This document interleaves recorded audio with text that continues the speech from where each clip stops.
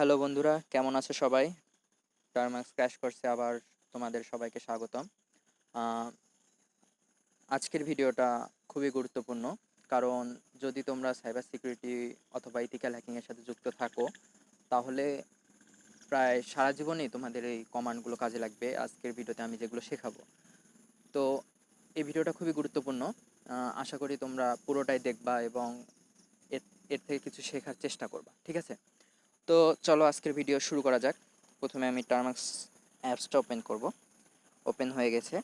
তো প্রথমে আমি একটা বিষয়ের সাথে তোমাদের পরিচয় করে দিতে চাই। সেটা হলো, এখানে দেখো, এই এই লাইনটা দেখো, সাবস্ক্রাইবিং টু অডিশনাল রিপোজিটরিজ, ঠিক আছে? তো আমরা যখন কালি লিনাক্স অথবা টার্মাক্স যেটা ইনস্টল দেই, একটা ডিফল্টভাবে লিঙ্ক থাকে রিপোজিটরিতে। কিন্তু তোমাদের প্রশ্ন এইটা হতে পারে, আসলে রিপোজিটরিটাই কি? তো আমি বলে দেই, রিপোজিটরি হলো একটা ফাইল যেখানে লিঙ্ক থাকে, ঠিক আছে? কিসের লিঙ্ক? ওই যে আমরা প্যাকেজ আপডেট করি বা যে কোনো, যখন কোনো প্যাকেজ অথবা সফটওয়্যার ইনস্টল করি, তখন কিন্তু দেখা যাচ্ছে যে কোনো একটা লিঙ্ক থেকে সেটা ইনস্টল হয়। তো সেই লিঙ্কটা কোথায় থাকে? সেই লিঙ্কটাই থাকে রিপোজিটরিতে, ঠিক আছে? তো যেই ফাইলে লিঙ্কগুলো আমরা রেখে দেই এবং সেই লিঙ্কগুলো থেকে আমরা ফাইল ডাউনলোড করি, সেগুলোই হলো রিপোজিটরি লিঙ্ক, ঠিক আছে? এখানে ডিফল্টভাবে আমাদের রিপোজিটরি দেওয়াই আছে একটা, তবে কিছু অডিশনাল রিপোজিটরি মানে লিঙ্ক আছে, ঠিক আছে? তো সেই লিঙ্কগুলোও আমরা ইনস্টল করে নিব। তো এখানে দেওয়া আছে সাবস্ক্রাইবিং টু অডিশনাল রিপোজিটরিজ, ঠিক আছে? এগুলো যদি তুমি রুট ইউজার হও তাহলে এটাও করতে পারো। তো আমরা এক এক করে এগুলো সব ইনস্টল করে নিই। প্যাকেজ ইনস্টল রুট রিপো, হ্যাঁ, প্যাকেজ ইনস্টল রুট রিপো। তো দিয়ে দাও এটা। দেখো 0% ওয়ার্কিং, আমার ইন্টারনেট একটু স্লো, ঠিক আছে? তো এই দেখো, এই যে লিঙ্কগুলো দেখা যাচ্ছে না, এই যে এগুলোই কিন্তু ডিফল্ট লিঙ্ক। এগুলো খেয়াল রাখতে হবে তোমাকে। এই দেখো, খুব তাড়াতাড়ি হয়ে যাচ্ছে। আর আরেকটা বিষয়, আমি যেভাবে শেখাচ্ছি এভাবে কিন্তু কেউই তোমাদের শেখাবে না একদম এভাবে বিস্তারিতভাবে। তারপর স্টেবলের জন্য একটা এই যে রিপোজিটরি আছে, ওগুলোও তোমরা ইনস্টল করে নিবা। এই দুটো আমি ইনস্টল করলাম না। এই যে প্যাকেজ ইনস্টল, এখানে যা লেখা আছে, প্যাকেজ ইনস্টল আনস্টেবল রিপো, আবার package install X11 hyphen repo, ঠিক আছে? এই দুটাও ইনস্টল করে নিবা, এত সময় নেই।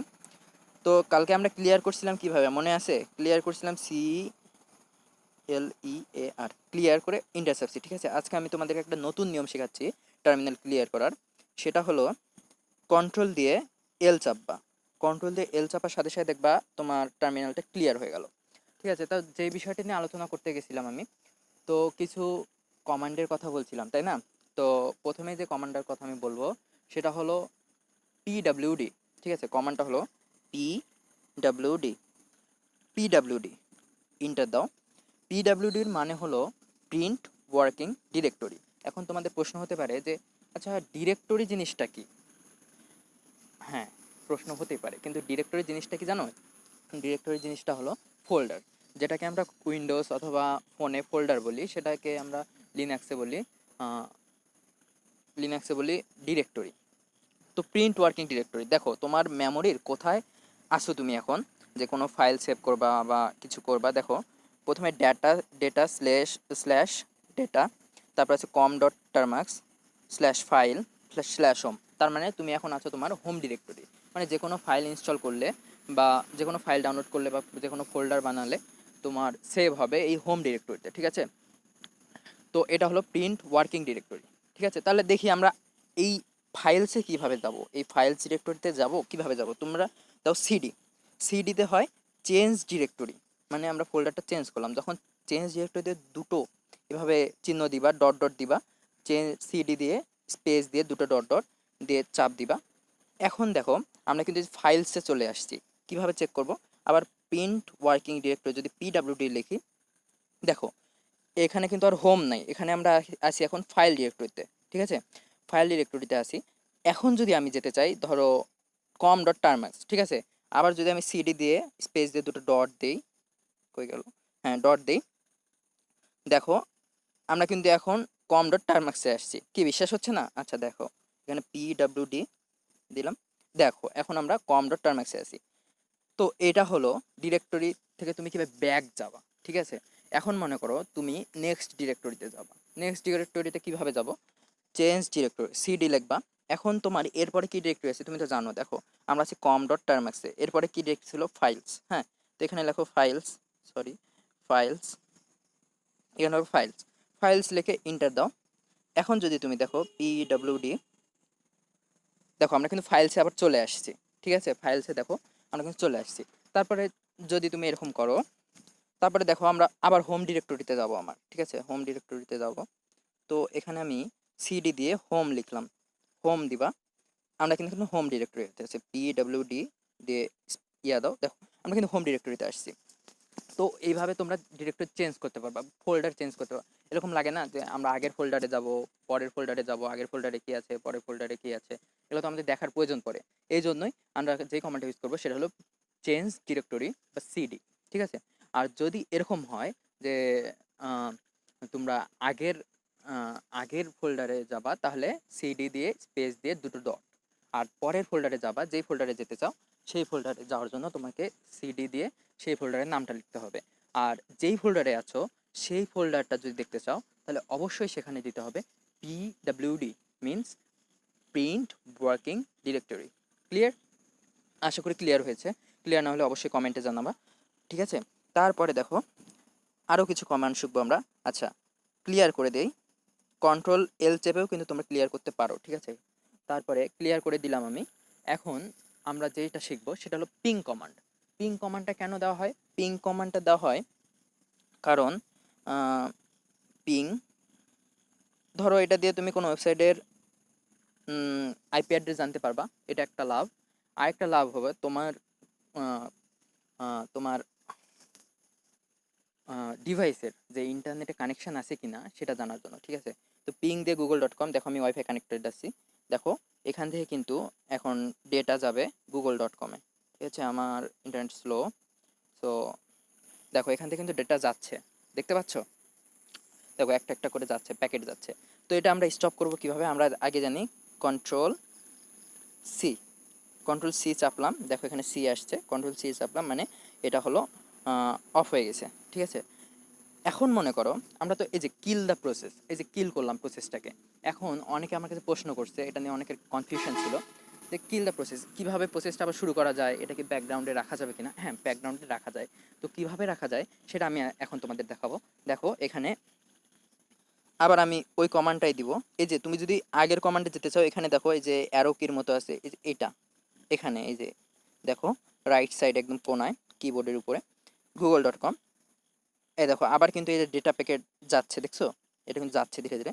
তো তুমি এই এই প্রসেসটাকে ব্যাকগ্রাউন্ডে রাখবা, টার্মিনালে অন্য কিছু কাজ করবা, ঠিক আছে? মনে করো তুমি কন্ট্রোল চাপলা আর জেড চাপলা, দেখো স্টপড পিং google.com, এটা কিন্তু স্টপ হয়নি, ঠিক আছে? এটা স্টপ হয়নি, এটা ব্যাকগ্রাউন্ডে কাজ চলতেছে। এখন ব্যাকগ্রাউন্ডে কাজ চলুক, তুমি এখন অন্য কাজ করলা, করার পরে মনে করো তুমি এই কাজটাকে আবার ফোরগ্রাউন্ডে আনতে চাও, মানে আবার এটা দেখতে চাও কি কাজ হচ্ছে। আমি টার্মিনালটাও ক্লিয়ার করে দিলাম, দেখো টার্মিনাল ক্লিয়ার করে দিলাম কন্ট্রোল এল চেপে।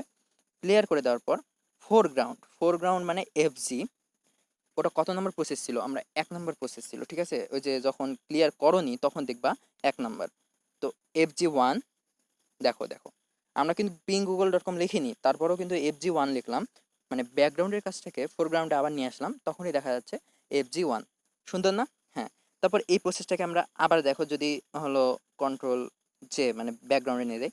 আচ্ছা আমি যে 1 দিলাম, যদি তোমাদের কনফিউশন না হয় এই জন্য আমি আবার এটা করলাম, 1 দিলাম না, এই দেখো এখানে কিন্তু 1 আছে, 1 প্লাস স্টপ, এখানে যত থাকবে, যদি 2 থাকে তাহলে FG2, যদি 3 থাকে FG, এটা তোমার মনে রাখবে যে কত নম্বর প্রসেসটা কত নম্বরে তুমি অফ রাখছো, এটা অবশ্যই মনে রাখতে হবে, ঠিক আছে?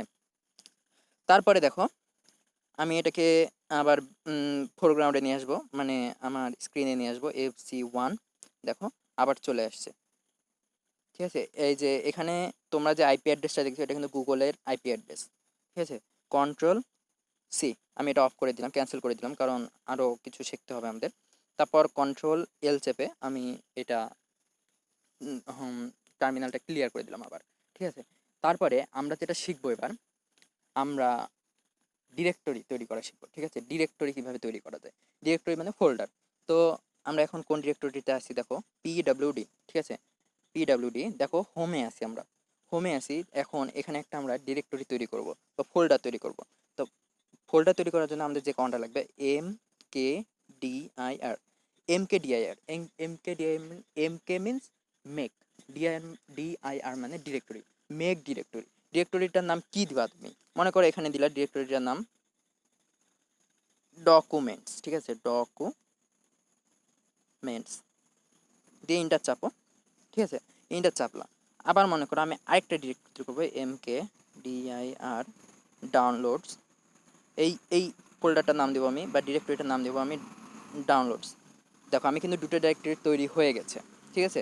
হোম ডিরেক্টরিতে মানে হোম ফোল্ডারে আমি দুটো ফোল্ডার তৈরি করলাম, নিউ ফোল্ডার তৈরি করলাম, একটার নাম ডকুমেন্টস, একটার নাম ডাউনলোডস।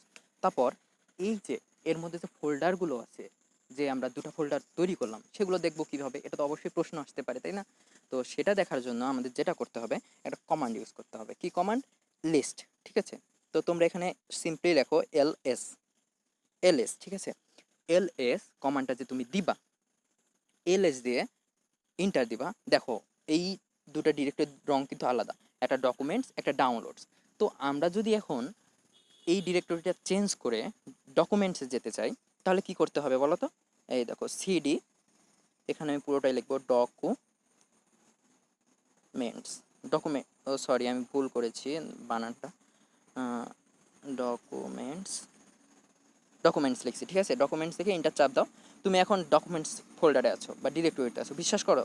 পিডব্লিউডি একবার লিখে নাও, দেখো কোন ডিরেক্টরিতে আসলেই আছো। এই দেখো তুমি এখন কোন ডিরেক্টরিতে আছো, ডকুমেন্টস ডিরেক্টরিতে আছো, বিশ্বাস হয়? হ্যাঁ। তো মনে করো আমরা ডকুমেন্টসে দেখবো যে কয়টা কোনো ফোল্ডার আছে কিনা, যেহেতু নতুন তৈরি করলাম। তো নতুন তৈরি করলে কি কি ফোল্ডার থাকবে, আচ্ছা থাকবে কিনা সেটা পরে হিসাবে আমি চেক করি। এলএস লিস্ট, এই ফোল্ডারের যে এই ডিরেক্টরির যে ডিরেক্টরিগুলো আছে সেগুলো চেক করার জন্য আমরা লিস্ট এলএস কমান্ড দিব, দিয়ে ইন্টার চাপো। দেখো কোনো কোনো ফোল্ডার নাই, কোনো ফাইল নেই, কিছু নেই। আমরা একটা ফোল্ডার বানাবো এখানে, M K DIR make directory. এখানে মনে করো বানালাম যে কোনো একটা, ধরো ফটোস, ফটোস, ঠিক আছে। ফটোস দিয়ে ইন্টার দিলাম।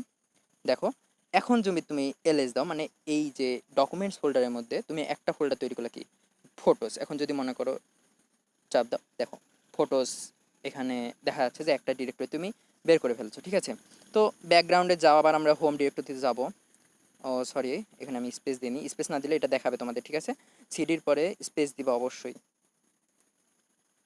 তারপরে এলএস। দেখো আমরা এখন কি ডকুমেন্টস ডাউনলোডস মানে পিডব্লিউডি মানে হোম ডিরেক্টরিতে চলে আসছি। এভাবে তোমরা ডিরেক্টরি চেঞ্জ করতে পারবা, তারপরে ডিরেক্টরি তৈরি করতে পারবা। আর ডিরেক্টরি রিমুভ করার জন্য তোমাদের যে কমান্ডটা লাগবে সেটা হলো আরএম, ঠিক আছে। তোমরা এগুলো পারলে লিখে নিও কোথাও, কিছুক্ষণ দেখবা। আরএম, আচ্ছা আরএম, এখানে আর, আর কেন দিলাম জানো, এটা একটা অ্যাট্রিবিউট। আর দিলাম কারণ মনে করো আর দিলে রিকার্সিভলি যদি কোনো তুমি ফোল্ডার ডিলিট করতে চাও, তাহলে তোমাকে -আর দিতে হবে। আর ফাইল ডিলিট করতে দিতে হবে না, কারণ -আর মানে রিকার্সিভলি, মানে তুমি ফোর্সফুলি ফোল্ডার থেকে ডিলিট করছো। তাহলে ডকুমেন্টস, ডকুমেন্টস, হ্যাঁ এলএস। দেখো ডকুমেন্টস ফোল্ডারটা নাই, শুধু ডাউনলোড আছে। তো ডাউনলোডসটাকেও আমরা ক্লিয়ার করব, আর এম, আর এই যে -আর ডাউনলোডস এলএস। দেখো আবার আমাদের কিন্তু পুরো বিষয়টা ক্লিয়ার হয়ে গেছে। আবার কন্ট্রোল এল চেপে আমি ব্যাক করলাম। তো আজকে আমরা কি কি শিখলাম, প্রথমে শিখলাম সিডি কমান্ড, ঠিক আছে। সিডি কমান্ড শিখছি মানে চেঞ্জ ডিরেক্টরি। পিডব্লিউডি শিখছি মানে প্রিন্ট ওয়ার্কিং ডিরেক্টরি। তারপর শিখছি আমরা পিং কমান্ড, পিং দেখি আইপি অ্যাড্রেস জানা যায় আর তোমার ইন্টারনেটের সাথে তোমার ডিভাইস কানেক্টেড আছে কিনা সেটা চেক করা যায়, ঠিক আছে। তারপরে আমরা দেখবো আরেকটা কমান্ড, তারপর এফজি কমান্ড শিখলাম ফোরগ্রাউন্ড। তারপর শিখলাম আরএম কমান্ড। তারপর শিখলাম হলো আর কি শিখলাম, আরএম রিমুভ কমান্ড শিখলাম। তারপরে আমরা শিখলাম make directory command, make directory command. আশা করি তোমার এই ভিডিওটা কাজে লাগবে। আমি ভিডিও বেশি বড় করতে চাচ্ছি না, কারণ বেশি বড় করলে অনেকে শেষ করতে চায় না। আমি ধীরে ধীরে শেখাবো এরকম ভিডিও করে। তো তোমাদের যদি কোনো জায়গায় বুঝতে প্রবলেম হয়, কোনো জায়গায় না বুঝো, অবশ্যই অবশ্যই আমাকে জানাবা। আর ভিডিওটা যদি তোমাদের হেল্প করে থাকে তাহলে অবশ্যই চ্যানেলটা সাবস্ক্রাইব করবা, ঠিক আছে? কারণ এইভাবে আমার মনে হয় না যে এইভাবে বিস্তারিতভাবে তোমাদের কেউ শেখাবে। আর কোনো জায়গায় প্রবলেম হলে তোমরা কমেন্ট বক্সে জানিয়ে দিতে পারো। আর আমাদের মেসেঞ্জার গ্রুপ আছে, যদি কেউ ইচ্ছুক হও মেসেঞ্জার গ্রুপে অ্যাড হতে ভিডিওটা দেখার পর, তাহলে কমেন্টে জানাবা। তাহলে অবশ্যই আমরা অ্যাড করে নেব মেসেঞ্জার গ্রুপে। ওখানে সব সময় আমরা সলিউশন দিয়ে থাকি যে কোনো প্রবলেমে। ধন্যবাদ।